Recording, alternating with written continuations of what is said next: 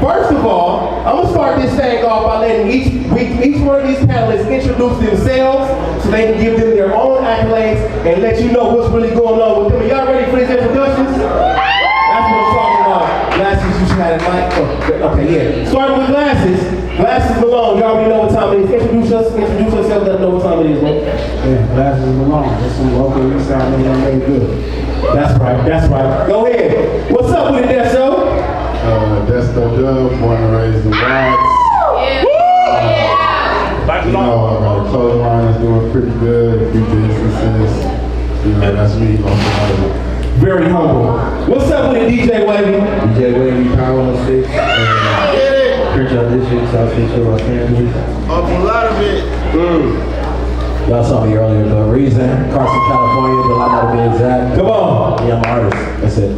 Yes, indeed. Tallie, what it do? Hey guys, I'm Tallie. I'm a music journalist. I'm also a publicist, and I help my home platform.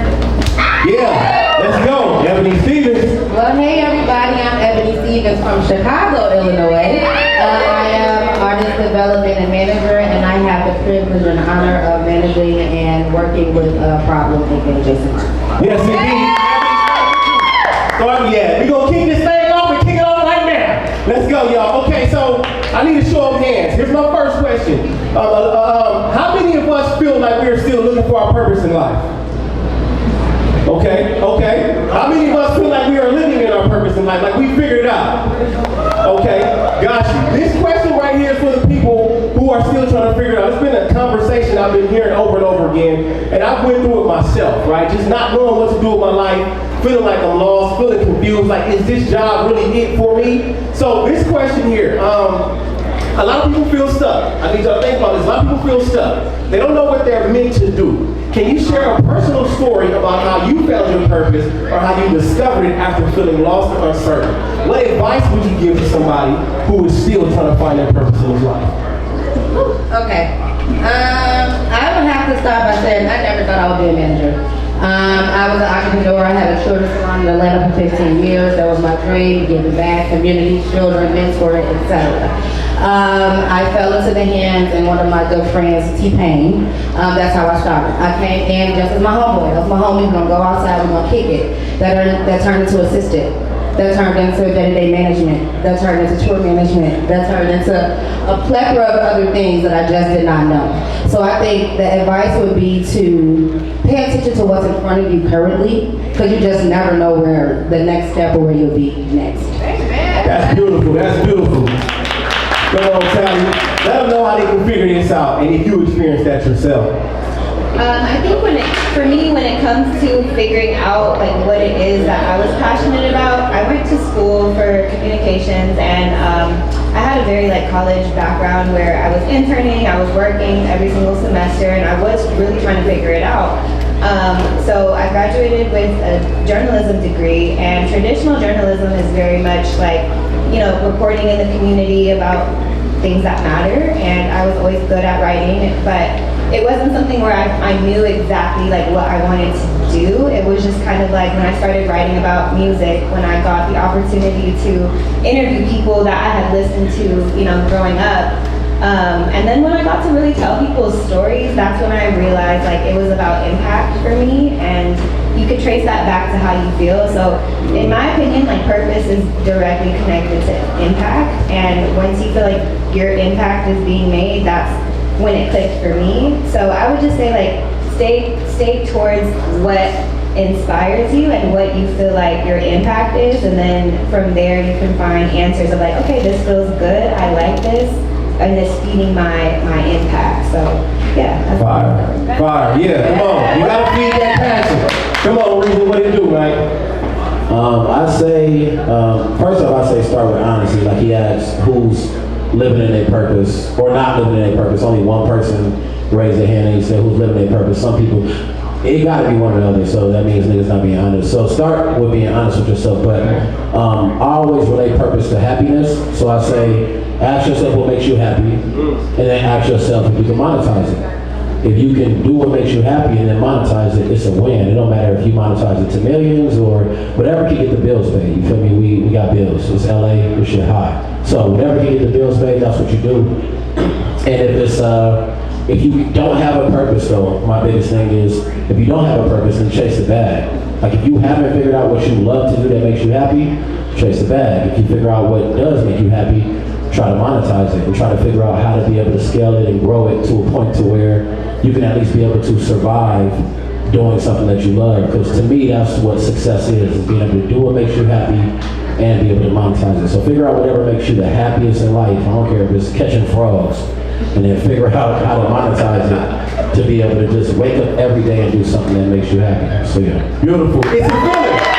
It's a feeling. It's a feeling. Like, to go along with that, it's a feeling.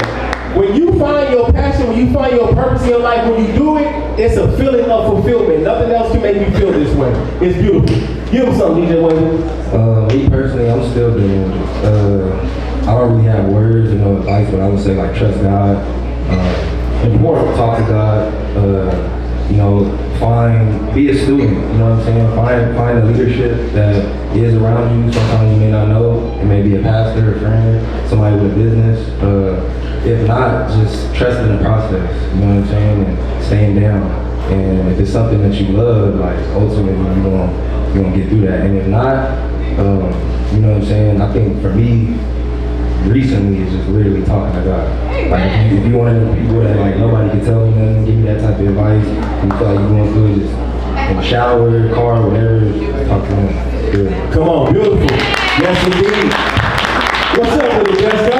For a lot of it, Yeah. I don't know, some people find like passion, purpose, like that shit changed over time. When I was in high school, my purpose was getting fly.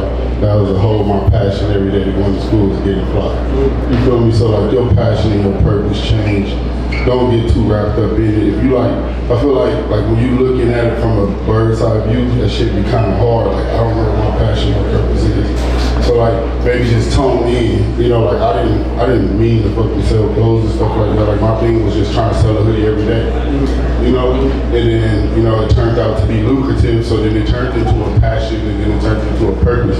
Because you know some people might like to do something that's not that lucrative, you know. So that doesn't mean that's not your passion or your purpose, you know. So like you said, something you like to do, something that you like doing, you know. Just like don't look at the bigger picture. Like don't look at like, oh, if you feel like your passion and purpose is selling clothes, don't look at selling or making clothes or having a brand. Don't look at selling clothes as like that's making it. Look at like I want to drop something every 6 months. Like I want to do like a better photo shoot. Like I want to make a jacket that look like that. You know, like look at the little things. You feel me? And then like at the end of the day, if you can't find a passion and purpose, bro, like what I did was if I didn't have a passion or purpose, I helped the person that got a passion or purpose. Come on. It helped them make their shit. Yeah. It's like now it's lucrative, it's me, and I'm a part of a team. And then from there, eventually branch off to your own or into your client. So if you ain't got no passion or purpose, jump on the team and just do what you can do to help that person with a passion or purpose make it there, and then shit y'all make it. It's like a rocket ship. We make it to the moon, everybody on there. Come on. Be a servant. I love it. Be a servant. What's up, guys? I agree. I think being helpful and just passing information, that's what a healthy sale does. You know what I mean? Straight up. So figure out how you can help people. That's your business. That's your passion. That's what we're here to do. Pass information and help each other. I love it. Yeah, y'all clap it up for that. Come on. I love it. Come on, you gotta be able to serve others. Now, I asked this question earlier about networking advice, okay? We get access to people, we don't want to annoy them, we don't want to irritate them. What advice do you give to somebody that says, hey, I just got Glasses Malone's number. I really want to connect with him, but how do I go about it? Like me, I might be nervous. I don't want to text him. I don't want to call him because I don't want to come off too needy or too annoying. So how do you go about gaining that access and learning how to capitalize on it the correct way? Figuring out how to help people. Fire. There you go. If you figure out how to help people, then people have a value for you in their life. Just figure out how to help people. You know, you might call somebody with advice, you know, something you know. That advice may not serve them at that time, but it may serve them. You never know. Just try to help people. You know what I mean? Stop worrying about what you're going to get out of it, and really figure out how you can be of service. Everything else will figure itself out as long as you learn it with it. Come on, yeah, be an asset, never forget it. Yeah, that's damn near the same thing. Like, let's say scenario, boom. I'm somewhere, I randomly get little baby number. right? And I ain't even got to sell clothes. Let's say I sell cars or some shit, you know, and I got a little bit, I'm like, yeah, what am I gonna text him? I'm gonna send him a picture of the fastest car or something, you know what I mean? If it's like, I'm gonna send them something that's gonna make them want to talk to me. I'm not gonna ask them for nothing. People get tired of asking. If I look at my phone and somebody asking me, or hey bro, let me talk to you, or hey bro this, hey, like no. But if I look down and nigga like, hey bro, I got these shoes for you. Hey, I seen these, I got this outfit for you, just tell me your size. It's like, oh, you trying to give me something. Now I'm going to talk to you. You know, after I open that conversation, then I'm going to hit them with something else. But never start the conversation off with like trying to get something out of them. Make sure they know you're trying to give them something. You know what I mean? No person is coming before college you. You always want some free shit. Hey, everybody got to clap it up, church. We got everyone today. I love it. Thank y'all. What's up, DJ Wavy? I think being annoying is sporadic with the categories. Speaking to any artist out there, anybody pursuing music, for me, it's just like they said, gaining a relationship, and you know, if you gotta go to the club and instead of just, hey, play my shit, you know, maybe introduce yourself, maybe ask the DJ if you want to drink. You may say no, you know what I'm saying? Maybe come back, offer this, and that, you know what I mean? And then you may still be told no, you know what I'm saying? But like they said, to be of service, like for me, when for example, I would like, with my uncle, I would offer to open up all his, back in the day, they would send like vinyl records and shit to the house, you know what I'm saying? And I would offer it to just open them shits up, clean them. But my game from it was they sent duplicates. So I started my own vinyl collection, you know what I'm saying? I started developing music and shit. Again, for the artists, it's just like someone like Dubb said, you could hit up a DJ and just offer like, yo, can I come sit in and listen on this or that? Can I come carry a damn backpack? Can I set your equipment up? You know what I'm saying? Something like that, just developing a relationship, something that's not too, you know, pressure on. At least for the artists out there. Come on. Yeah, that's good.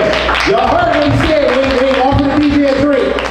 Maybe you get your shit played. Let's go, Reese. Drink tequila. No, I'm joking.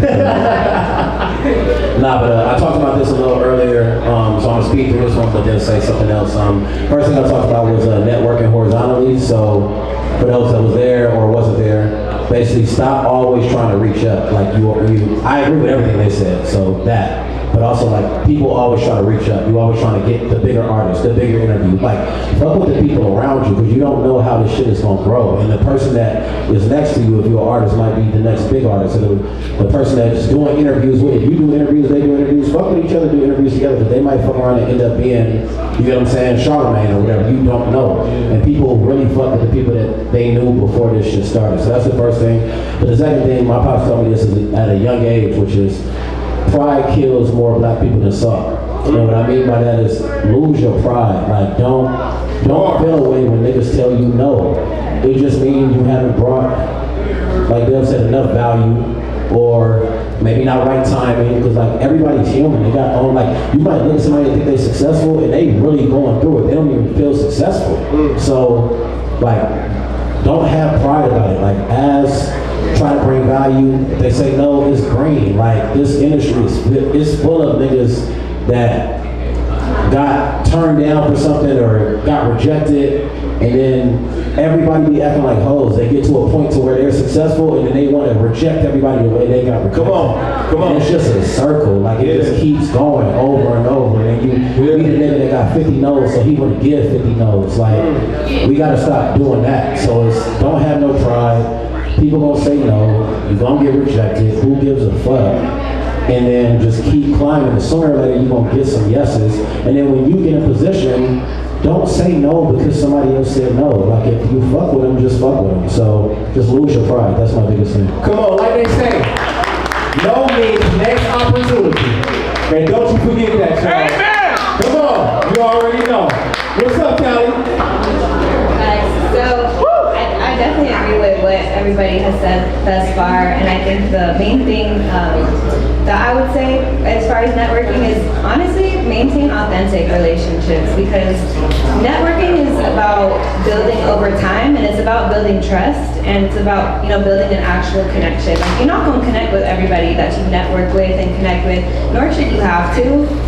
Work with people that you genuinely like, work with people that you genuinely like to be around, and like don't force anything too, because I think it's not just about, oh, you know, I got this person's number, or this person follows me on Instagram, or, you know, that kind of thing. Like, it's not a collection book. It's about how you follow up those relationships. You know, the next time I see you, like, are you actually maintaining a genuine connection? Do you know what's going on in my life? Do I know what's going on in yours? And I think those are the best type of relationships to continue to build off of, because one day something might happen, you know, and it's like you doing your thing, I'm doing mine. Let's both add value in the ways that we're doing, and not just, you know, oh, so what do you mean kind of thing. Like that too, but build your shit too, because you can build your own value. Like, don't come to the table with nothing to offer, and you see I'm working, I'm doing X, Y, and Z. Like, build something as well, and that will lead the opportunities to come to you and the networking to come to you, and it'll become mutual and effortless in that way. Come on, authenticity. What's up, Eboni? Come on, school. Just to be redundant, I agree with everyone.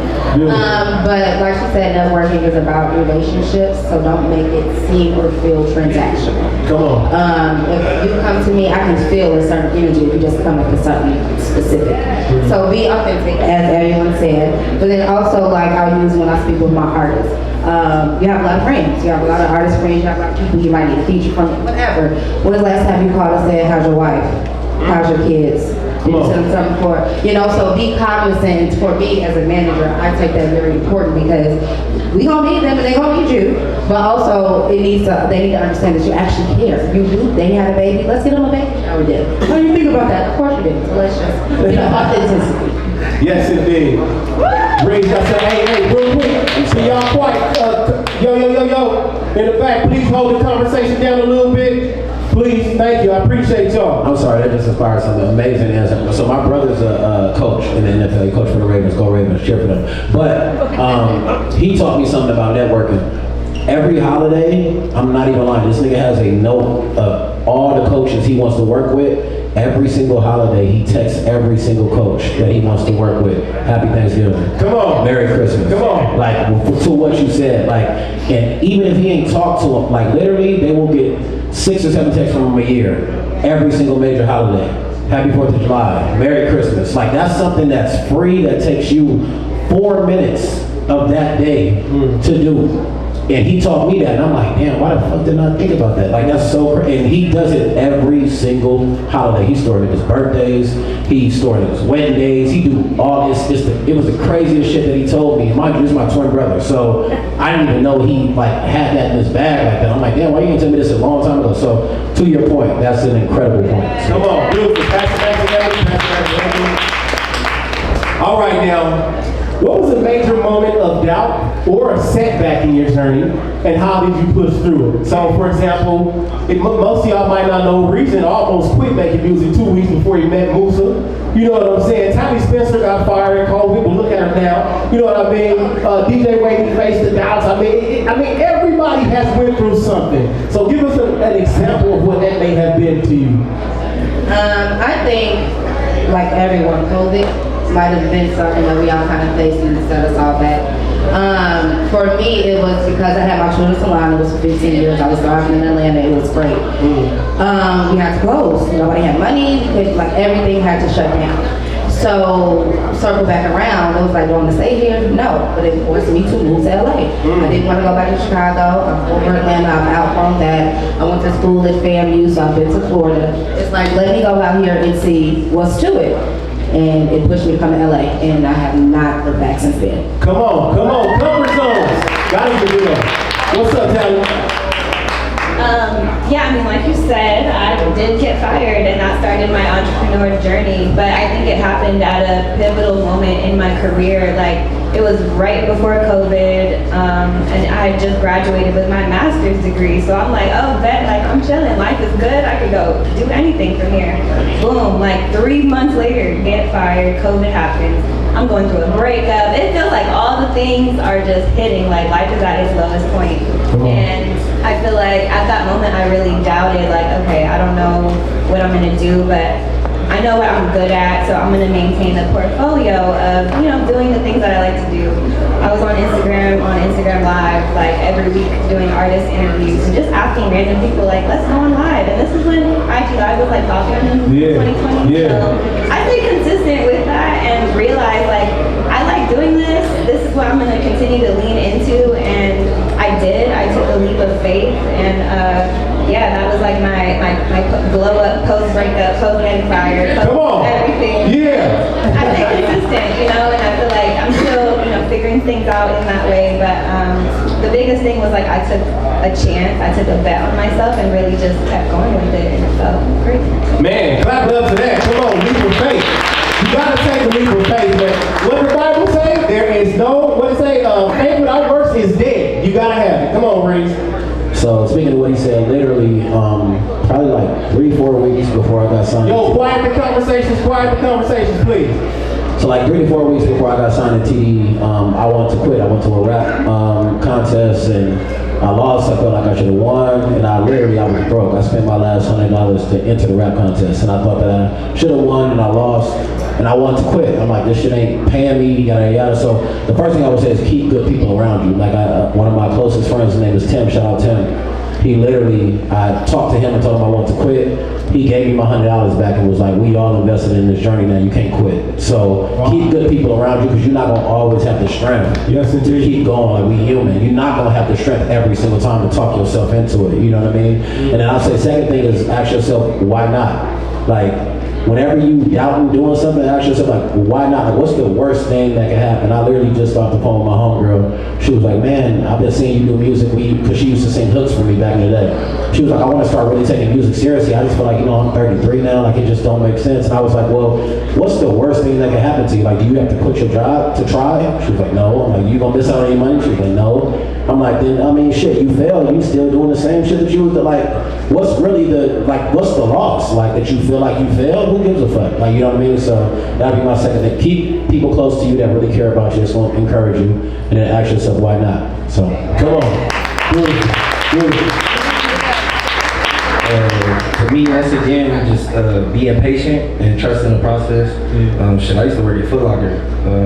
I was a manager, kind of working my way up. Come on. But in that process, I was still DJing, being hard on myself. Like, why am I getting booked here? Why are clubs not fucking with me? Why is this? Came in one day, boss called me. My grandmother had just passed, and he was like, "Come in, we want to holler at you about something." And something just told me in my spirit, like, if y'all finna fire me, like, tell me right now, so I don't have to come in and doing something. Long story short, ended up going into the job, and they fired me. And I ended up, like, out of emotions, started fucking up the store, telling customers, like, don't shop here. Yeah, like, this at the Fox Hills Mall too, so y'all know it's like, I'm turning up, like, man, fuck this store, boo. I wanted to be a GM one day, and I'm not remembering, and I'm asking for all this other shit. More bookings, go on tour maybe, and meet something. Long story short, probably like a month after that, that's when I got the first call for my first club residency, my first tour. Yeah, clap it up for that. Come on. I just took that as like, you know, we got a plan, God got a plan. I don't want to seem all spiritual and shit, but like, you know what I'm saying? It's just trust that plan and, you know what I mean? Just stay in. Come on, trust that process. Yeah, come on. What's up with it, Desto? What was the question? So the question is, what was a major moment of doubt or setback in your journey, and how did you push through? Bro, I don't really have no doubt. Like, where I'm from, you feel me? Like, as long as you ain't dead or in jail, you like keep winning. I ain't gonna lie to you. So I never had doubt. There's been plenty of setbacks, bro. Like, when I used to be in the parking lot, they would break into my van, steal my shit. Yeah. But I learned a long time ago, you just twist it. You know what I mean? And turn it into something. I'll do a video. Hey, they broke into my van again. I wonder what they got. And just show people like what I'm going through. And I'll make way more money that day than I made the whole week. Support. So damn, like every time I go through some bullshit, I'll just talk about it. You feel me? Like, I want to try to see the highs, the lows, all that stuff. And then for some reason, every time I go through some bullshit, like, you know, they show up for me. Come on. So I really love the bullshit. Like, I drop into it. Like, I'm like, damn, they broke into this motherfucker again. Oh, we about to go up. All right, fuck it. Get like, Mickey down there. We're live. Straight from the break-in. I think they're still in the back. We're doing 30% off all the shit they left. Yeah, come on. And I just always twisted it. Yeah, come on. A minor setback for a major comeback. I love it. What's up, Lad? Probably the scariest time is leaving Cash Money Records. Ooh. That was like the scariest thing. Yeah. I mean, I did it like he said, you don't flinch. But I remember thinking like, damn, like I'm finna leave some guaranteed shit for some shit I don't know what's out there. Yeah. Betting on yourself. I always have. It always worked out for me, but this was pretty much like, I did it without thinking hard, but it didn't even matter. That's probably, now thinking back, that was like crazy. Yeah. Hey, well, shout out to that. Sometimes you gotta bet on yourself. Sometimes you gotta walk. Go ahead, Desto. And another thing that you fail to realize too, like, and you probably realize that whenever you like rolling with somebody, or you on some high horse, where you with this artist, or you doing something, you like, bro, like, I need to like get my own shit together. Like, this ain't really helping me out. Like, I'm living this life, but it's really not benefiting me. When you jump off that horse, everybody look at you differently. Like, whenever I was out somewhere and I jumped off, I was low-key the nigga back in my city, more than just being with somebody. You feel me? So it's like you was with Cash Money when you jumped off, and I was like, fuck them, we got glasses back. You know what I'm saying? So a lot of times when y'all jump off that horse back to y'all people, they happy for y'all to come back, and they gonna support you more than these people that make you look good. Come on. Is that a blue people day? Nah, it was Porsche G-Wagon day. Oh, okay, see, just damn. No, he's right. Like, it was weird. Like, again, I'm making money, like I'm doing good, but my homeboy came home from prison, and I wasn't making enough money. No, this is my homeboy Lil J, and he needed a job, and it's like he needed a job that paid a livable wage, and I'm making $200,000 a year. And I really can only do enough for me and head and small stuff. Like, he needed a real livable wage job, and it wasn't enough. And that was the first time I thought to myself I wasn't doing something right. Before that, shit, I didn't have no dreams. You know what I mean? I didn't have no dreams in this shit. This shit was just another thing that I did. It's like selling charm. It was the same mentality. So I walked right into it feeling like I was gonna do it. I did it, but I didn't realize there was more to do until my homeboy came home and he needed me for real. And I wasn't making enough money to really do what I wanted to do for him. So, and I'm watching Wayne, I'm with Wayne, like it wasn't nothing bad, it was all love, but they got 10 people, they employed 10, 20 people apiece, and I'm like, damn, my homeboy need me, you know what I mean? And outside of head and pool and certain people, like I just didn't have it to do. So I was like, okay, I'm doing something wrong, and it really wasn't nothing to talk to Birdman or nobody about it. It was like, okay, I need to learn something. And, you know, Head is one of the people I always invested in, and it ended up paying off. He ended up inspiring something in my mind, and I realized there was something to know. But yeah, that was a lot. Yeah, for sure. Yeah, shout out to that, shout out to DJ Head. You already know, man, the Coast Guard. How has your background in early life shaped your work ethic and approach to your craft? So, like, for example, as a kid, I can't say I didn't have a lot of things I wanted, but I had to work for things, right?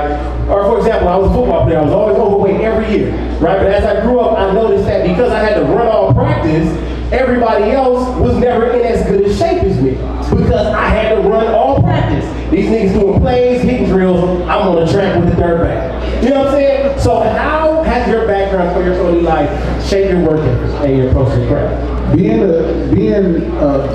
D-boy in Los Angeles is so segregated. Everybody doing their own thing. So you have to learn how to do business. Like, I became hella, like my diplomacy scale is on 12. You know what I mean? I'm hella diplomatic. So I would go to any projects, I go to any hood, I go wherever I'm gonna go because I have the same mentality as when I was hustling. So, you know, that's why street urban culture matter in the conversation. It's a lot of the same things we apply. That's how it is in Wasco, man. You really go where you gotta go to get it done. So that was a big thing. Come on, shout out to that. What it do, Desto? Like, you know, I was selling all type of shit, you feel me? And I feel like me selling all type of stuff and just being able to help people, like, you know, for a minute I had homeboys that was in the rap group and I would just be with them, just helping them, like so much, like, oh, I'll get the females, I'll go and get the liquor, I'll go and get the bud, I'll go and get whatever, you feel me? But being with them, selling shit, that's how I got into clothes. Like, I ain't into fashion, bro. I'm really looking at this shit as like logistics. Like, what's the new thing that everybody is buying and how can I sell it? You feel me? Oh, they're wearing these, I'm about to make those and sell it. Oh, they buying this, I'm about to make those and sell it. Oh, who am I selling it to? the rappers who I used to be around selling the other stuff to.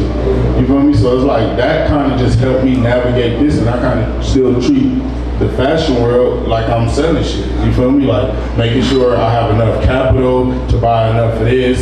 If I invest this is what I'm gonna make back. You know, I'm gonna give out a free couple of pair here, you know, just to let them know how fire it is, and he gonna make all these people come back and buy it. You know, so I don't look at it from like a fashion eye. And I think that's kind of a little bit different why how I'm booming in this and other people not. Like I'm looking at this shit as like numbers and logistics. You feel me? So like just being that way, selling stuff, having capital, the same way I treat this, that's how I shape this.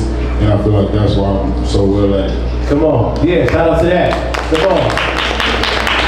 I think for me, preparing myself for the L's, you know, we all take L's in this industry and business for whatever we want to do.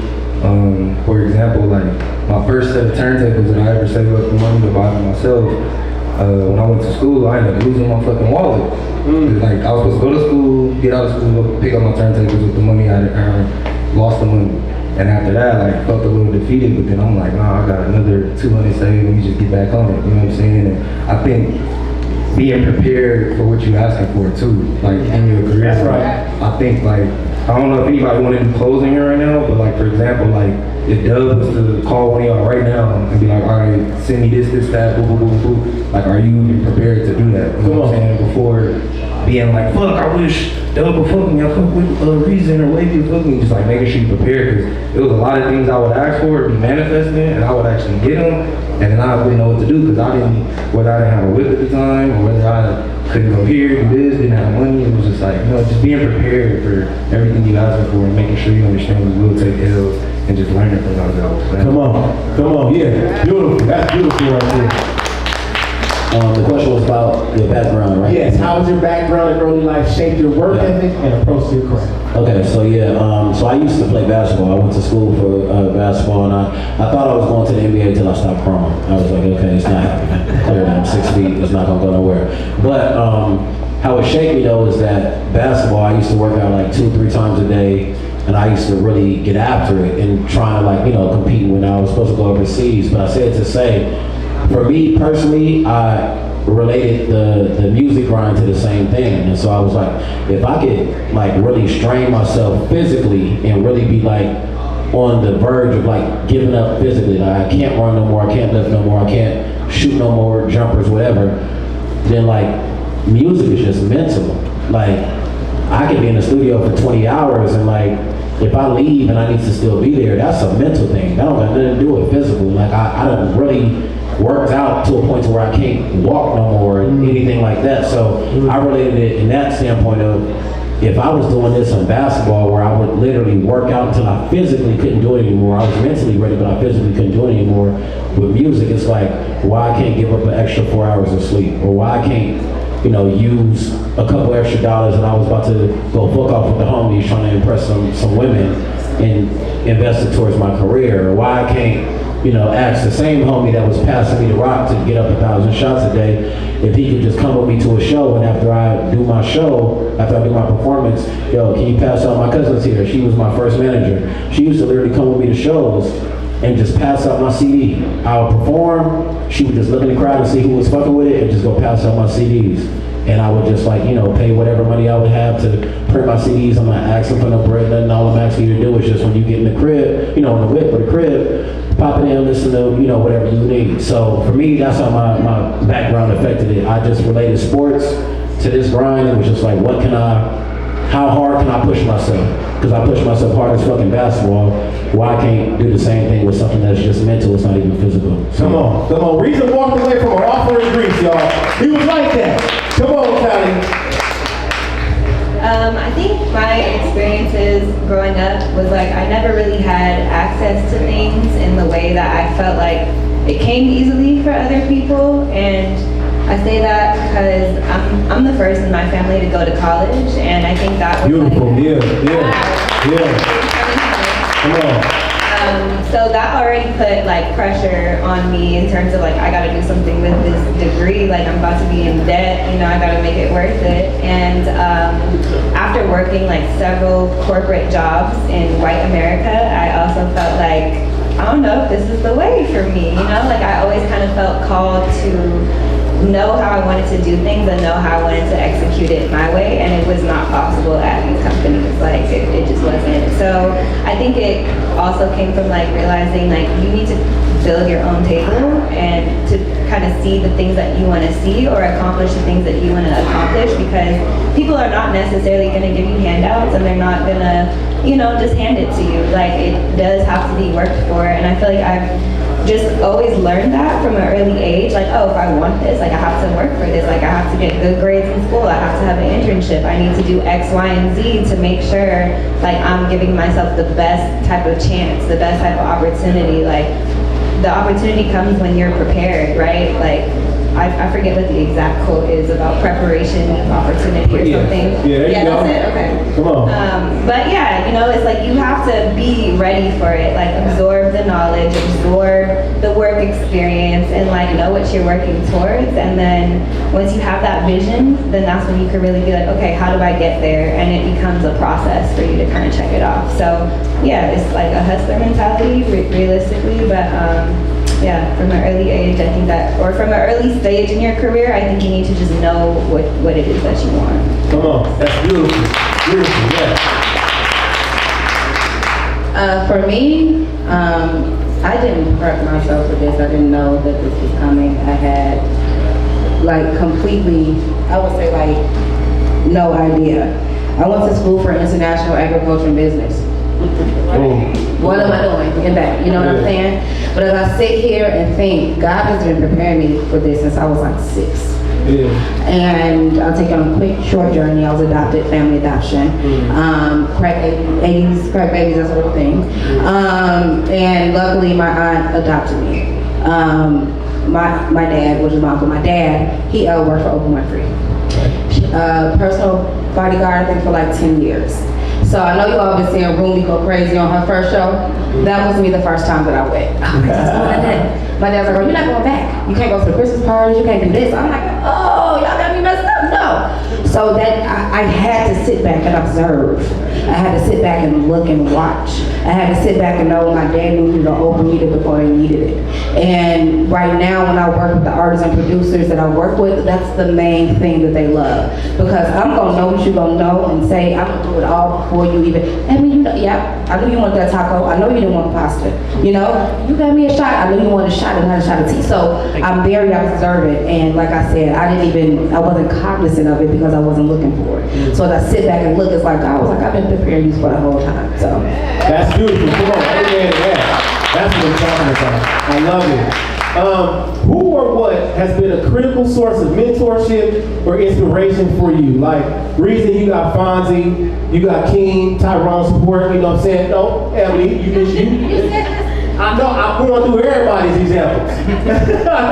Glasses, Glasses, K-Styles, Mom's Guidance, Dr. Dre's encouragement, telling you can do this for a living. You know, Tallie, you've been at Billboard, Good Morning America, South by, she was a moderator for the South by Southwest panel, y'all. That's beautiful. That's a bar. Desto, inspired by the community, peers. You know what I'm saying? You got Nip and DJ Mustard, DJ Wavy, Uncle Michael Nixon Moore. Who or what has been a critical source of mentorship or inspiration to you, Eboni? once again, I didn't know I was coming to do this. I'm literally learning every day. Every day is an open book for me. One day it could be Problem that's motivating me. The next day it could be Co-Sign, who's a producer, that's mentoring me. The next moment, every day, it's God mentoring me. I can't right now specifically say a person, you know, because I look at all the people on the internet and all of that, but there's no one that I specifically sat down, talked to, learned the journey, and understood it. I can name you a million people off the internet that motivate me every day, you know, but I'm gonna have to say God on this one. Come on. Thank you, Jesus. Amen to that. I wouldn't say there was like one set person that I felt like has been like, throughout my life or throughout my career, maybe besides my parents, but even then it just kind of felt like, well, this is, what you're supposed to be doing. But I don't know. know. I think different people come into your life in different elements of your journey, and your perspective of like what you take from that experience or your relationship from that person, whether it's somebody that you meet once and never again, or somebody that you meet and you end up knowing for a lifetime. Like that's happened where I've met somebody and had a conversation with them one time and I've like never seen them again, but what they've said to me stuck with me. So I feel like the motivation for me has been just throughout, like whether it was school or work or just different things. But I think the key was like getting out of my comfort zone and putting myself in different experiences to meet different kinds of people and meet people who are on, you know, different life paths that I can learn from, whether I'm listening to a podcast or reading a book or watching them on YouTube or reading their tweets. Like you can find motivation from anywhere. So yeah, I feel like for me it's just kind of been a combination of life experiences. Beautiful, beautiful. I would say, for me, it's two people, so it's like separated. So like in regular life, I said this earlier, I got a twin brother, and the weird thing about having a twin brother is that y'all think alike, but like when you in a situation, he can like answer what you would do in that situation if your emotions wasn't in it. It's weird. Like I'm going through it, so I'm emotional, and he can answer how I should probably do it if I wasn't so emotional, and then vice versa. So he helps me through just like regular life, regular journeys and shit, and trying to figure out exactly what to do. And it's motivating because he's traveling a similar journey just in a different field, and so we kind of motivate each other. And then in the field that I'm in, it's top. Like I'm not with TV no more, but I was just blessed to like this nigga's like. You know, the Wizard, what they thought the Wizard of Oz was before they figured out he wasn't a real nigga. He's like the real nigga, you get what I'm saying? Like, and so this nigga just like, every time I'm going through industry shit, I literally always think like, how would Top handle this situation? Like, how would he pull himself out of what's going on right now, and then just think of like, this nigga thinks of like every angle into the building type shit, you know what I mean? And so, even though I'm not there no more, it's like I literally go by that. Like, how do I drop this record? How do I drop this video? How do I react to this? What do I say? Maybe I don't say nothing at all, which is a problem for me because I talk way too fucking much. But me too. Yeah, it's just a thing, you feel me? But like, so he's somebody that in this industry, I try to just soak as much game out of every conversation we've had. So it'll be them too. That's beautiful. Beautiful. Yeah. To be specific, I would say my mom first. Rest in peace, her. Seeing her, like how she raised me and my brothers, single parent, you know what I'm saying, growing up in LA, like just, I don't gotta go into like details, but just seeing her strength, you know what I'm saying, from all the shit we've dealt with, everybody that's really from the city, you know what I'm saying, that motivated me to forever be strong, stay humble. And then the next would be like my peers, like Los Angeles, where I'm from, because it's like, I could be rolling past the bus stop, see a couple kids, you know what I'm saying, and in my head I'm like, fuck, I wish I could just pick them up, take them home, make sure they get home straight, get some food, get this, get that. I might see somebody like Reason at the mall, you know what I'm saying, cashing out. I'm saying he be doing that every day. And that might motivate me to get my chili up, you know what I'm saying? I might see Dubb selling clothes, being that Rolling Loud, you know what I'm saying? And that might motivate me to get my shit together. So I genuinely mean that, like my people like motivate me to just keep going, because it be days where we all like, fuck this shit. You know what I'm saying? What do we want to do? So the people in my mind. Yeah, for sure. Man, that's a beautiful one. That's so good. It's all overload around too. Goodness gracious. Yeah, motivation, bro. Motivation, inspiration, like, I ain't gonna lie, bro. I fuck with them so hard. Like, I've been listening to the Marathon since 2010, and I can put that album on, and it'll motivate me to do anything. I swear to God, from doing tattoos in the backyard to just spending I used to spend every day at the shop to like designing new collections in the middle of the night. You know, so I could just put an album on and just be listening to that 7 days a week. You know, and just really just keep going, bro. I won't think about clubbing, partying. It just motivate me to get better, just stay focused. And then the other thing be like the youth, bro. Like I look at a lot of youngsters and stuff, they motivate me. Like I'll be on Instagram and I see like a kid doing something going viral or doing some little skit or something, and it motivate me to do it. You know, and then like last but not least, like y'all, like walking around seeing people wearing my shit, like looking around, seeing people recognize me and stuff that I don't even know, that's like the biggest motivation ever. Cause it's like, no matter what I'm going through, I must be doing something right. Cause I'm looking like, damn, I used to be that person trying to, you know, like I used to be that person. So just seeing people rocking my shit or just telling me I inspired them to start a brand, bro, that's really all that I needed to keep going. Come on, beautiful. Love it. So I had a dope mentor. Once I left Cash Money, it was a man named Uncle Hen, my dad. And something that just seemed like music industry stuff became just complete life changes. You know what I'm saying? I don't think I've ever talked about it, but he really set me straight. You know what I mean? Not just musically, but culturally and just in life in general. And then my partners, man, my partner King, all my partners who go through travesties and crazy shit in their life, and you know, it's another reason to do it for somebody else. You know what I mean? You want to do it for somebody else. Like, I'll be honest, I really ain't that interested. You know what I'm saying? I'm not that interested. I'm not, you know, everything that everybody else care about, I don't really care about it. So it's really about helping people around me and finishing the job for them. That's it. Beautiful, beautiful. Finish the job for your people. I love it. Criticism. How have we handled criticism throughout our lives? Reason people doubted the rap skills for 2 years. You said it took you 5 to 6 months to convince yourself. Glasses. DJ Head went in the booth and told you your music, you was just too slow. You was just rapping too slow. You know what I'm saying? Tallie Spencer, the self-doubt, I relate. I self-doubt all the time. Desto, Dubb. I mean, the constant denial at the tattoo shop. You was trying to get cracking at the tattoo shop. They telling you, no, you can't do it. But that ultimately leads to the hustle. Eboni, Stephons. Come on. It's like everybody has a reason. What is it? What is the criticism that we've all been through? And hey, we could have stopped, but we're here today. Dubb said something funny. I never really thought about it, but like when watch, it's almost like it creates this kind of illusion of arrogance in your mind that you're so certain. So I listen to all critique, no matter if it's small or large, but none of it probably gonna make me stop at all. And he right, it's probably just how we grow up. You just grow up with all the challenges, so it's nothing. You know what I mean? So I really can't take credit for that. We just bullheaded like that. You know what I mean? We gonna just go. Yeah, beautiful, beautiful.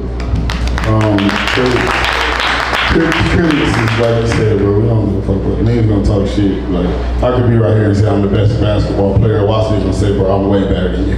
Yeah. Like, you weak. That's the first thing they gonna say. Like, oh, you the one that played? You weak. Like, you wearing some clothes? Oh, that shit trash. Yeah. You know what I mean? Yeah. But to tell you this, all it takes is one person to believe. Whether they publicly display it or whether they just DM you and say that shit hard. You know, that's all it takes, bro. You feel me? You get that one person that fucks with you. You don't care about what the next 20 people talking about your shit trash or it's weak or it's hard. It's like, this nigga invited me to the studio. I must be doing something right. Facts. You feel me? So like just find that one person, whether it's your mama, your cousin. I ain't gonna lie, I used to have a gang of homies and I stopped like hanging around my friends just because, like I said, all of our friends were so negative. Bro, you trying to do too much. Yeah. You know, you on that fashion stuff, man, you tripping, bro. You know what I mean? So, bro, I got me some white friends. Change the scene, huh? I think you can do it, bro. That sounds fire, bro. And that was the people who I would just hang around, like, and they would always push me to do some stuff. Yeah. Whether it was trash or not, hey, the color is nice. Yeah, something. Just find somebody that believes in you and just hang out with them. Yeah, beautiful, beautiful. Come on. Yeah, I would say I would agree with Dubb. Like, you know, put yourself around people that's gonna motivate you, that's gonna beat you up. It might not always be your family, your friends, girlfriend, even boyfriend, whatever. And I think if people aren't critiquing, then that's the problem. Because like when I used to hoop and play sports, I used to get irritated when my coach would say anything to me. And then the assistant coach told me one day, like, the day he stops saying shit to you is when you should worry. Yeah, bars. You know, and you gotta be coachable too. You know what I'm saying? And and understand that whoever you are putting in your life that's gonna give you that critique or that coachable spirit, just, you know, pause, take it in, and, you know what I'm saying, it's up to you what you do with that information. But you can't listen to everybody either though. Like, if you wanna be a hairdresser, you can't go to somebody that ain't never touched hair, ain't never been in a salon, trying to tell you that you can't go downtown and get some for free, you know, or get any type of advice, you know what I'm saying? Just watch who you listen to, be careful who you give your energy to, and, you know, just be mindful of that. And before you let this go, specifically, y'all clap it up for that. Y'all clap it up for that for sure. Specifically, you being a DJ, being told that you were too West Coast. Talk about that. Yeah, that was a good one. That's just a lot of emotions in there. I know. Come on, it's okay. Okay. I think, well, one, like when I was told that, like whether I got kicked out the club, whether I ended up fighting whoever was telling me that, like it was fuck you from the beginning because it's the West Coast. You know what I'm saying? It's West Side South Side. But I think understanding also is like being aware of where you're at. You know what I'm saying? If you're from LA and you inside Poppy, you got a little bit more white folks in there, go on someone else for a second, but blend it in with something that we all know. You know what I'm saying? Make it make sense. Don't just go in there, RJ, LD, blah, blah, blah, gang banging and walking and doing it too. You know what I'm saying? Just, you know, being mindful of where you at, because we can still have fun. And I think a lot of clubs and critiquers forget that, you know, we are knowledgeable, we are smart, and I think we can show that within the music as DJs, producers, artists, you know what I'm saying? Just knowing where you at, and if anybody say fuck the West Coast, we damn near should squabbling and shit. You from here, but just learn how to take that info and just, you know, like play the game, you know, out, you know, mind tricks and shit. Yeah, for sure. Come on, that's beautiful right there. You gotta know how to play the game. Yeah. I'm gonna say piggyback on what he said as far as just like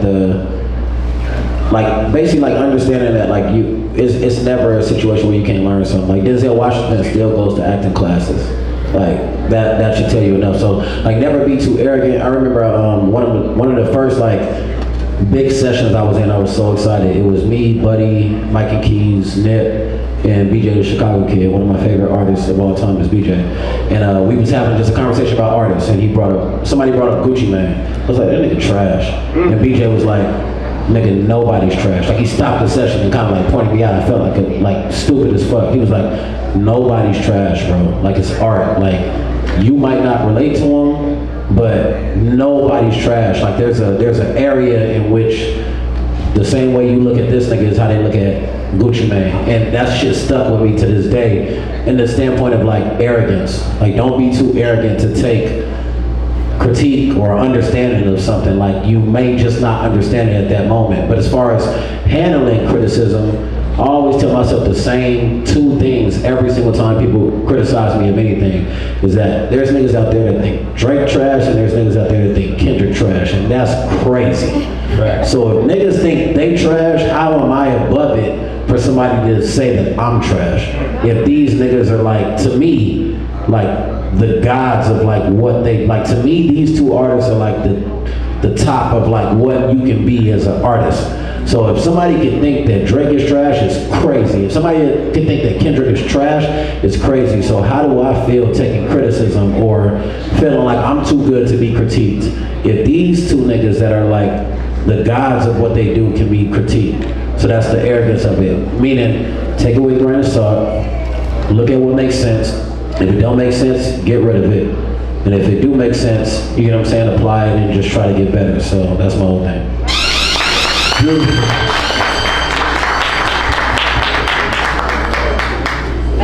To what Reason was saying, I completely agree with you. And like you basically are saying like if you're for everybody, you're for nobody at the end of the day. And like you're not gonna appeal to everybody. And art is subjective. Like you're putting out, you know, your content every day. And so for me, I welcome criticism. You know, I realize at some point it is part of the process.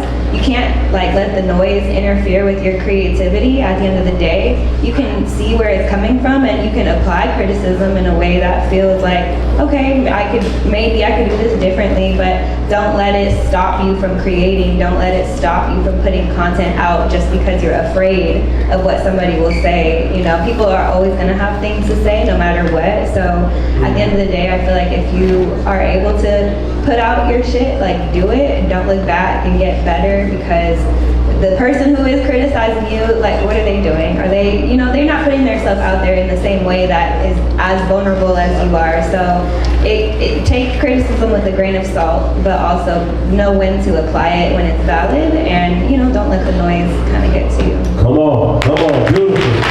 Grain of salt. Same thing. Of course I listen. I always feel like there's some type of truth in it, whether I want to hear it or not. But I don't internalize it, because a lot of times I feel like it's just a reflection of their limits or their weaknesses. Beautiful. I love it. Y'all have them tastes, y'all. You know what I'm saying? So, I mean, we've accomplished so much. What is the long-term success now? Because it's not the same as it was 2 years ago. What would I say? I think I would have to say, for me, freedom. Beautiful. In all aspects, whether that's I'm choosing to work on this project or not, whether I want to go out of town or not, it doesn't matter. I think for me right now is legacy. Come on, beautiful. I love it. Legacy. That's right. Great answer. I think for me, success used to be about visibility, and now it's about sustainability. In terms of like, you know, I think about this question a lot because it changes for me all the time, and honestly, like what my career looks like in 2 years versus 3 versus 5, like it changes for me. And I think the main thing that I think about now is like sustainability. Like I have been able to remain independent for the last like 6 years, and I think that's in itself a blessing, but no year looks the same. I'm not doing the same things every year. I'm trying to figure out different ways to express my creativity and fulfill my life purpose, whatever that is, and that looks different all the time. So yeah, just staying consistent, really. Beautiful. Consistency is key. Come on now. I think Chuck Desto talked about this earlier. I don't know if he's still here, but success is going to look different for everybody. I would just advise for success to look like something you can control. Can't control numbers, can't control how many people fuck with you. So for me personally, success is just like outdoing myself every time. Every time I make an album or a project, I try to like do it better than I did last time. Every time I write a verse, like I'm not competing with nobody else, I'm competing with myself. I can control that. So that's what success looks like. It's just like outdoing myself every single time, because I can control that. I can't control how many people fuck with it or visibility or whatever the case. So that's what it is for me. Beautiful, beautiful, love it, yeah. I say for me, success is like being able to pass off all the information and knowledge that I have through my journey, whether it's kids, the next DJ, the next radios, anything that I have anything to do with, passing off that knowledge to the next person, and, you know, staying in it, you know what I'm saying? Like, it's a lot of things that happen through our careers that we may want to stop and quit and do this, but like going through all those adversities and being able to pass that to the next person that maybe want to do what you do, you know what I'm saying, years from now. So as long as I can be able to give that information and not gatekeep all the shit that I got and all the connects that I have to the next person, the next generation, I should say. Beautiful. Pass the game down. Come on. Success to me right now, because I'm in a little crazy space, is, you know, seeing my son say some words and walk, you know what I mean? Like just being home for those type of things. And in order for me to be home with them type of things, you know, I have to like, you know, have some successful days at work, but like, I know at the end of the month, if I done hung out with my kids and I was able to pay my mortgage, you know, on time and still have some bread after, shit, I had a successful month. Now, overall success to me right now for my business is just no liabilities, bro. Like, you know how you go and get a rental car and you don't get the insurance? And you like sketchy now, like no, like success to me is getting the rental car with the insurance. Success to me is like flying my team out and you know, having them all there, vice versa, having not somebody there that's on my side, you know. Success to me is just running everything by the book, doing, you know, taxes on time. Like, that's just my success. Come on, man. Come on. I'm successful. I got them people paying off. Yeah. That's all I'm worried about right now. Come on. That's beautiful. That's beautiful. Taxes. He is not capping. Oh my goodness. What does that look like for you? Long-term success. Just doing shit that keeps disruptive. You know what I mean? I think I'm so focused on everyday goal that I can't even imagine what 10 years looks like as success. Like I think I'll probably be putting a cap on something that could be way bigger. So I think I just focus on, you know, the things that are right in front of me and making sure that they are fleshed all the way out. Come on. That's beautiful. That's beautiful, y'all. Y'all clap up and make some noise for this panel. I said y'all clap up and make some noise for this panel. Come on. Everybody up here is got some gems. We're going to allow about 3 questions for anybody who want to ask a question to. So y'all better hop on and jump on it. Who knows if y'all be in the same room with these people ever again, so take advantage of it now. Don't give me the mic. Oh, man. Somebody was speaking room. My boy, Air the Prophecy, come on up here and ask your question. Man, y'all clap it up for Air, man. Come on. JC, shut up. My specific question is for Desto. I remember being in the room with you talking about, well, y'all spoke about control, and so you were saying like you like to be at the store to be able to control what's going on and things like that. Let's say 5-10 years you're gonna have 10-20 stores across the nation. Like, how do you feel you'll be able to control the situation? Bro, 5-10 years, we're gonna have a 3D model of me and that motherfucker when you walk in and talk about how you doing off a lot of it. I'm not gonna be, like, that's something you gotta slowly let go of, bro. Even when we opening this store in Houston, bro, like, you think I want it to be as successful as Melrose. I done spent 365 days in that store. Like, before I had anything else, I was there every day. So it's like, with me opening the store, it's like, damn, do I open it even though I can't spend 365 days there? No, some shit you just gotta let go as your company grows. Like, as it get bigger, you lose some control, you know? But that's the part of, that's one of them growing pains you gotta go through. And it's kind of being hard, bro. It's like McDonald's, like, every McDonald's not the same, but you got a billion of them. So which one you want, the billion, or you want every store to be the same? Like, some shit you just gotta bite the bullet. For sure, y'all clap it up for that. Y'all clap it up for that. Now's the air. All right, does anybody else have a question up here? My boy, come on up here, man. Y'all clap it and make some noise for him. It's not hard to do it. Let's do it. What I want to know is, from where y'all started to where you're at now, what adjustments did you have to make as far as discipline and work ethic to get here along the journey? You can't be hanging out with the same people, bro, that's not in your field. Like, that's one of the quickest ways. You want to be an athlete, you hang out with athletes. You don't hang out with your homies.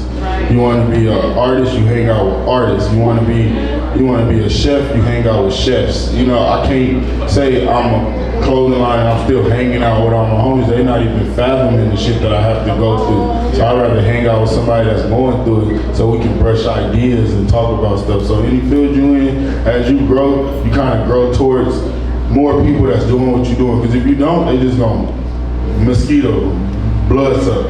You feel me? They not even gonna know, oh, I gotta drop this to get that. They just gonna see what you getting. Now somebody in your field be like, if you made that, I wonder how much you spending, bro. Cause that look, you know? So they kind of understand a little bit more better than somebody that's not in the field.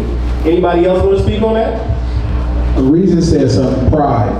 Like, hip hop is very much street urban culture through these arts and elements. The street, you need your pride to survive. This business is the exact opposite. You're gonna have to ask questions. Some people ain't gonna want to answer your questions. You're gonna get told no, like they've been saying, like Tallie and all. You're gonna get told no. Everything that's the same things that made you something in the streets are the things that's gonna hold you back in the business. That's for sure. You was dead on about that. Come on, anybody else want to speak on that? So that's actually my manager that asked that question. Which shout out to Jay. Bro, yeah. Shout out to Jay. Shout out to you, man. And I know why he asked it, because we talk about discipline literally every single day. And so I'm gonna share something. This nigga's younger than me, and he shared something that like legitimately recently changed my life. And we have this saying called raise the bar. We talk about that like, oh, I want to go in there, I want to raise the bar. And he taught me this, and it's crazy because he's younger than me, but he was like, the easiest way to raise the bar is to raise the floor. So you might go in somewhere and try to jump to raise the bar every single day. But if you raise the floor, you'll look up in 3 months and the floor is so high, the bar is right there, you can literally just push it. You don't even gotta jump to raise it. And so what we do every single day is accept the fact that we human, accept the fact that we're not gonna wanna do shit every day, but we raise the floor. So if we wanna shoot content 3 days a week, our floor is 4 pieces of content for 3 days a week. But guess what? Sometimes we're gonna feel more motivated, so we might shoot 10 pieces of content or 12 pieces. We might do 5 days. But we know at bare minimum, we're doing 3 days, 4 pieces of content. That's the floor.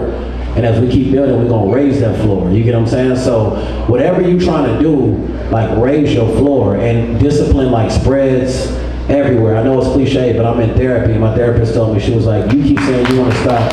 No, real shit. Like, I know it's kind of cliche, but she was like, you want to lose weight, but you don't want to stop drinking. Come on. I don't want to stop drinking. So I was like, okay, I got to find a way to lose weight while I'm drinking. Don't want to put the sweets down. Yeah, it's okay. But she was like, you got to be disciplined all the way around your life. Like, you can't expect to want to go to work every day on time.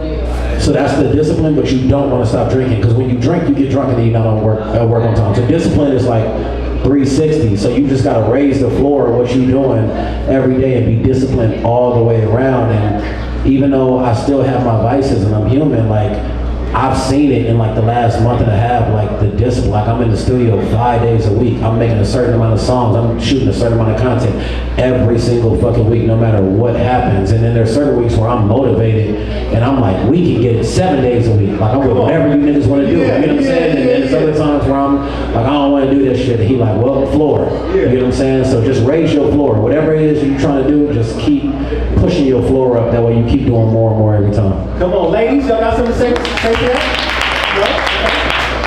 Yeah, a quick thing. Have y'all heard of the book Atomic Habits? Has anyone read it? Okay. I recently read that book and it was like a game changer for me as far as going to the gym, waking up early, setting a core routine of habits that set you up for success every day. And I feel like if you take anything from that, read Atomic Habits. I audio listen to it, so it works the same way. Look it up. Beautiful. Come on. Okay. My guy right here has a question. Thank you, J.Brock. So, my question to close it out right here is, in a sea of content and everybody got put out music and everybody's got a clothing line and merch and everybody's got a show and every day you check in your DM and somebody's inviting you over here or somebody got a song they want to send you over there or they want you on their mailing list over here. How do you continue to put out original material yourself so you stand out of the sea of all this bullshit? Beautiful. But you got off on that one. Are you from the Bay? No, I'm from LA. This doesn't sound like E40, I swear. That's what I'm thinking. That's indeed. That's crazy. Palm City, come on. Yeah, that's fire. I couldn't stop hearing this shit. I'm like, this nigga's like, I'm listening to Ross on the way over here. But how you stand out, to me, you be yourself. One thing that I was taught early with music is there's only one you, but there's a bunch of people that can relate to you, so if there's only one you, if you be yourself, then you automatically stand out. When you start to blend in is when you start to see what's working for somebody else and think that that's your journey. Being a creative is not like a normal, you want to be a lawyer, you go to school, you get your degree, and you go to law school, and you take these, but everybody's the same. You get what I'm saying? Everybody does the same thing to become a lawyer. Once they become a lawyer, they do different shit, but to become a lawyer, they do the same thing as by the book. If you're a creative, it's never the same. What worked for Glasses ain't gonna work for me. What worked for Dubb ain't gonna work for another nigga that's you know what I mean? It's just different. So just be authentic to you and be yourself and just keep growing in exactly what you want to do and then change what success looks like. Make it something that you can control. Stop worrying about the numbers and all this stuff. Just make it something that you can control and be yourself. So that's what I would say. Beautiful. I love it. That was a great one. My boy Palmer, Yeah, come on. That was a question. Shout out, bro. Bro, for a minute, when I first started this and stuff, or a year or two ago, I was so bent on trying to grow up the scale. Like I started at a 1, I wanted to be like a 10, like Balenciaga, Rick Owens, Jay Lorenzo, you know what I mean? And with me chasing after them, I would get around my peers and stuff, and this just used to happen. I was hanging out with Playboy Cardi, and I'm like, hey, hook me up with one of the stylists and your designers, you feel me? And he was like, bro, niggas want you. Niggas don't want you to create some shit that don't look like Dubb created it. You know, we don't want you to create some Travis Scott shit. We don't want you to create some Rick Owens shit. We want you to create something that looks like Dubb created it. So with that being said, bro, I just keep my head down, stay in my warehouse, and just create stuff that I think about. Like I do it the same way 10 years, 5, 6 years ago when I was going on Google, looking up images, that's still how I create stuff right now. You know, and that's just how I stay authentic to me. I really don't try to, you know, like I'll see what they doing, but I'll make my version of it. You know, so I would say the recipe or whatever, the food might change, but I keep use the same sauce. Come on. You know, no matter what I do, whatever I do, I use the same sauce. You know what I mean? I use the same elements in it. It's Lawry's, it's seasoning, it's salt. It might be chicken, it might be steak. We're using the same sauce. Man, Rooster. And that's how I keep all my shit authentic. Where you like, oh yeah, that looks like some Dubb shit. Might be some elevated Dubb shit, but it's some Dubb shit. Come on, sweet baby Ray's in the family. Okay, we got 5 more minutes. Okay, we got 5 more minutes. I got this question. I got my boy Sean August. We got 5 minutes, y'all. Make it quick as y'all possibly can. Come on. Yeah, what's the Dubb, everybody? Shout out to everybody on stage. Y'all are incredible. I got a question. What would you suggest to an artist that's popping more outside of LA, international, global, but trying to get an impact in LA? I got my artists right here trying to understand. Go where you celebrate. Go where you celebrate. If other people see people celebrating you, niggas in LA gonna celebrate you after. I'm popping in Paris. Go where you celebrate, bro. It don't matter who celebrates you, go where you celebrate. That's really the best advice I could tell artists. If you popping somewhere, I don't give a fuck where it's at. Film that you popping there, show everybody in LA, they gonna follow anyway. Go where you celebrate. Beautiful. Same thing, bro. But on the other tip, like that's a great way. But if you got an out of town artist, and you trying to get some, it's like me. I'm in Texas. I'm trying to fuck with Texas. I do collabs with Texas artists. Come on. I share what I got. I got LA, y'all got Texas. Let's do a collab. I'm gonna give you some LA customers. You gonna give me some Texas customers. You gotta trade and exchange. So like you said, whoever is he popping in fucking Paris, go over here to some LA artists. Like I can get you cracking in Paris if you give me. Well, sometimes it's not even said like that. They be like, oh, you cracking in Paris. I'm like, fuck with that nigga. You know what I mean? So that's the best. Yeah, we're in Paris. I'm trying to go to Paris Fashion Week.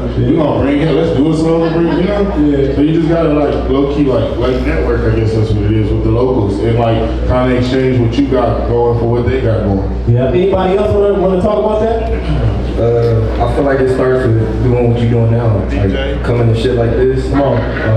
Instead of just like when it's over, leaving, doing all that. I feel like you should shake hands, network, find out who's who. You know what I'm saying? Find out who the DJ is of this event today was. You know what I'm saying? Sometimes you might not be able to get to a DJ head or even a reason or something, but just it starts with coming to shit like this. And then my piece of advice: if you come out of town and you crack it, you be the biggest thing. I'm gonna tell you right now, from the LA native, like nobody out here is gonna care. Unless your name is already ringing and we actually know you, nobody's gonna care. So you should be trying to see like where the LA events are, maybe Black on the Block or one of the clubs, see where the hottest DJ is booked at that night. Pay some money, invest in yourself. You might have to pay $100 or $40 to get into that party or to that club, but if you're serious about your shit, you're gonna introduce yourself to the right people, you know what I'm saying, you'll be good. And after this, before you leave today, I'll definitely want to hear some of your shit. See? Come on, that's what it's all about, man. Anybody else? Bro, I ain't gonna lie. I was like, my clothing line, like, I was messing with like Thug and like Offset and all them. So LA people wasn't wearing my shit.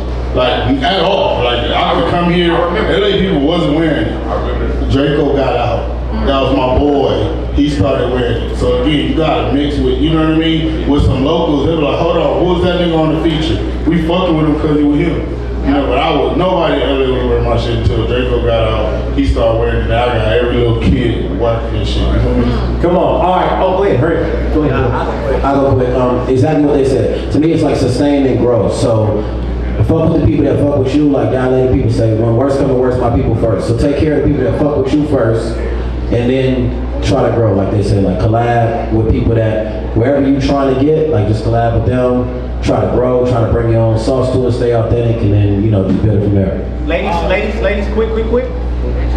I mean, as a journalist, when I listen for artists or discover artists, I should say, a lot of it comes to me organically and just based on like your vibe overall. So I would say do shit that makes you stand out and like put yourself in the right opportunity to be seen, you know, in those ways where it's like, let people care. Like there's this thing that's like nobody cares until everybody cares.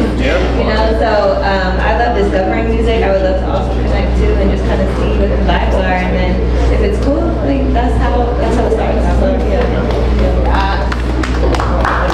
Same thing they said. But no, listen, conventions. Like my first time going to South by Southwest, I actually was on the panel. But things like that, like I saw so many, I didn't even know it was happening there. But places like that and these conventions, like those are the best things. Atlanta, they have the Music Mondays in Atlanta. Like start going to those different places and you'll get the criticism and feedback that you need. Love it. Come on, Sean. August. Come on, August Fest. Come on, August Fest. Love to you for putting everything together. This is fire. You brought the city out. Wow. You a great guy. And you being obedient. So I see you. Shout out to you. But from a passionate place to the panel, what's up, y'all? I just want to know how important is being a resource to you guys personally. Well, you gotta be the plug. Yeah. Oh, go ahead. Ebony, go ahead. You gotta be the plug. No. I'm super big on mentorship and I'm also big on serving. I've been in this game for a long time, but a lot of times I didn't get paid. But for me, as long as I see the other person is happy, they have something I didn't have, and I've helped them in some type of way, that's all I can ask for.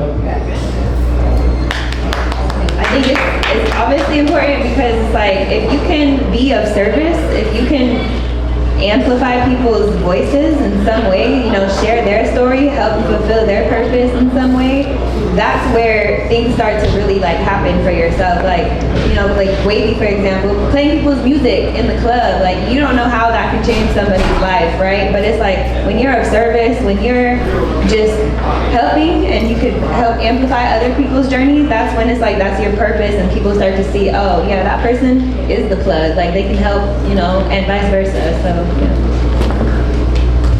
Same thing they said. I'm gonna keep it short and sweet. Plant as many seeds as you can. Just be a part of people's journey. If you be a part of 60 journeys, you got 60 opportunities for somebody to come back and fuck with you. Come on. Just be a part of everybody's journey. My rule that I literally live by is, if I can, I will. So if you ask me for something and I can, most likely I will. And if I can't, it's because I genuinely just can't do it. That's it. But if I can, I just want to be a part of your journey wherever you're trying to get. So Beautiful. Beautiful. It's a quote I like to say. It's amazing what you can accomplish when nobody cares about who gets the credit. And I feel like as long as you're doing what you need to do always, you know, he watching. You know what I'm saying? I feel like for me, like they said, serving, like there's days that I go out and randomly buy like pizzas and shit, go give them out, make my own sandwich and shit. I'm not filming that shit. You know what I'm saying? I don't want the credit. I just, as long as I'm doing it, and I know I'm doing it for my reason, and I'm doing it consistently, just like with maybe your career, your journey. That's all that matters, bro. Come on. Beautiful. Yeah, like I said, like it's better, it's easy. Cause y'all don't understand. When you from LA or you even live in LA, you kind of got like an upper edge on the world. You know what I mean? So you being a resource kind of get you in a lot of places. You know, I run into artists, they'll come by my store and like, you know, they might be popular. Hey, Dubb, you know, I can get some bud from. I'll be like, I know cookies. You don't even got to go nowhere. I'm going to tell them to bring it to you. Hey, Dubb, you know I can get a haircut? Yeah, go in the back. I'm going to call my boy to come and cut your hair. Hey, Dubb, you know I can get some shoes from? Yeah, what color you looking for? I'm going to have cool kicks going to get it. Now you know what that turned into? Hey, Dubb, I'm going to the show. You want to come with me? Ooh, come on. Hey, Dubb, we're going over here to this, man. I want you to style me for this. And you think you can bring cookies, you know? So like when they go to you for one thing, I try to make, they don't have to go nowhere else for nothing else. And that's how I build a lot of my relationships. Because a lot of people come in town, you don't know nothing, you don't want to spend time. I'll be the plug, I'll be a resource. Now vice versa, what you want to do? Help me with whatever I'm doing. I done helped you out so much, you want to wear the clothes. I done helped you out so much, you playing my song in the car on your TikTok, you know? So a lot of times they repay you in different things. You know, I don't like to get paid in cash for certain things. Repay me by a post or wearing my shit to a special event. You know, and I get all that from being the plug. Come on. Being the resource. Beautiful, beautiful. Asset. You know, that's my shit. Most people that know me know I can pretty much help them if they know me. It's probably not a person that know me that it's not gonna tell you some story that I helped me. I just live my life by it. Beautifully said. All right, y'all clap and make some noise with this Clapitup conference. Now, give us some more energy. Scream now. Do all that because this is a blessing. This is a lesson. I hope that y'all learned something. Someone spoke on not making any money in the beginning. Let me tell you something. This has to be passion driven. When you are investing in yourself, this has to be about passion and love. Because if you do it for the money, you will not last. This game is going to separate the real from the fake. That's just the way it goes, and you can't change that. So whatever you do, make sure you love it, make sure you are passionate about it, and understand you will have to make sacrifices.